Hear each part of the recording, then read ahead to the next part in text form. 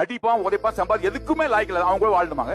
இவரை விட்டுட்டு அடுத்த ஒரு கல்யாணம் பண்ணா அங்கேயே நல்லா இருக்குமான்னு ஒரு நிச்சயமா சார்? கண்டிப்பா இருக்குமே. அது எப்படி இருக்கும்? கண்டிப்பா கண்டிப்பா இருக்கும். ஒரு முறை அடிபட்டுருக்காங்கல்ல.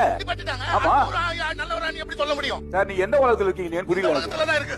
ப்ரோக்ராமுக்கு எதுக்கு வந்தேன்னு ஃபீல் பண்ணிட்டு நான். சமூகத்தை பத்தி நீங்க கவலைப்படாதீங்க சார். வாழ்ந்தாலும் இயேசு, தாழ்ந்தாலும் இயேசு. இந்த சமூகம் புரியுதுங்களா? எப்படிப்பட்ட வாழ்க்கை வாழ்ந்தா இப்படி வாழ்றானேன்னு வாங்க.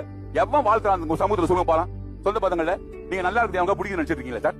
சத்தியமா பிடிக்காது. இப்போ டிவோர்ஸ் நடக்குது, சீமால நிறைய இடத்துல டிவோர்ஸ் நடக்குது. தவறுன்னு சொல்லவே முடியாதுங்க. அவங்களோட வாழ்க்கையில, நடைமுறை வாழ்க்கையில, தனிப்பட்ட முறையில் என்னென்னலாம் கஷ்டங்கள் அனுபவிப்பாங்க யாருக்கு தெரியும்? நீங்க வந்து குடும்பம், மானம், மரியாதை, சொந்தம், பந்தம் இதே வாழ்க்கைன்னு ஒரு புத்தகத்தை எழுதுறீங்க. இல்ல அது ஒரு பாட்டு தான். இப்போ என்னுடைய ரிலேஷன்ஷிப் நடந்தது. அவன் கார் ஆக்சிடென்ட்ல இறந்து போயிட்டான். எங்க கசின் தான். காஃபி பாக்ஸ்ல படுத்திருக்காங்க ஹஸ்பண்ட்.